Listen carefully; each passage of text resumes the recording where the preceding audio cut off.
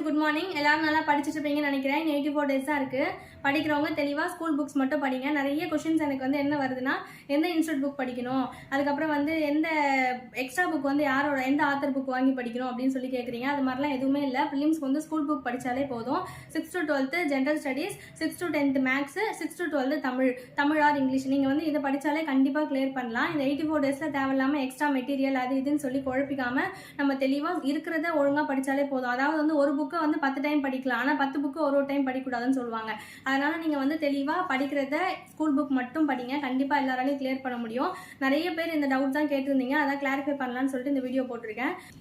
Next என்ன அப்படின்னா, நம்ம வந்து படிச்சுட்டே மட்டும் இருக்கக்கூடாது. நம்ம படிச்சுட்டே இருந்தோம்னா நம்ம எங்கே தப்பு பண்ணுறோம், கொஷின் எப்படி கேட்குறாங்க என்னன்னு தெரியாது. முயற்சியோட பயிற்சி இருந்தால் தான் கண்டிப்பாக வெற்றி பெற முடியும். கண்டிப்பாக டெஸ்ட் பேட்ச் அப்படிங்கிறது ரொம்ப ரொம்ப முக்கியம். நீங்கள் வந்து உங்களுக்கு வில்லிங் இருந்தால் நம்ம டெஸ்ட் பேட்சில் ஜாயின் பண்ணி படிங்க. டெஸ்ட் பேட்ச் அட்டன் பண்ணும்போது தான் தெரியும் நம்ம வந்து எங்கே தப்பு பண்ணுறோம், கொஷின் எப்படி கேட்குறாங்க, நம்ம படித்தது நமக்கு ஞாபகம் இருக்கிறா, அந்த 3 hours நம்மளால் பண்ண முடியுதா அப்படின்னு சொல்லிட்டு நமக்கு தெரியும். அதனால் வில்லிங் இருக்கவங்க நம்ம டெஸ்ட் பேட்சில் ஜாயின் பண்ணி படிங்க. நம்ம டெஸ்ட் பேட்ச் வந்து எப்படி இருக்கும் அப்படின்னா, இப்போ புதுசாக படிக்க வரேன் அப்படிங்கிறவங்களுக்கு ரொம்பவே யூஸ்ஃபுல்லாக இருக்கும்.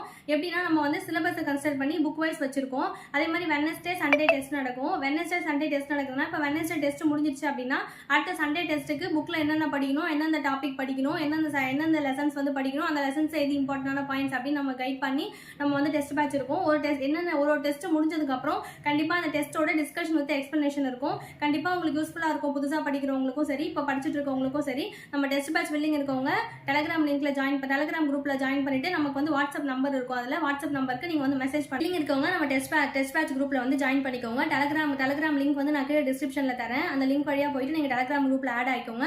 ஆட் ஆனதுக்கப்புறம் நமக்கு வாட்ஸ்அப்ல வந்து குரூப்ல ஆட் பண்ணி டெஸ்ட் பேட்ச் குரூப்ல வந்து உங்களை ஆட் பண்ணுவாங்க. நீங்க வந்து அதில் என்ன டவுட்ஸ்னாலும் கேட்டுக்கலாம்.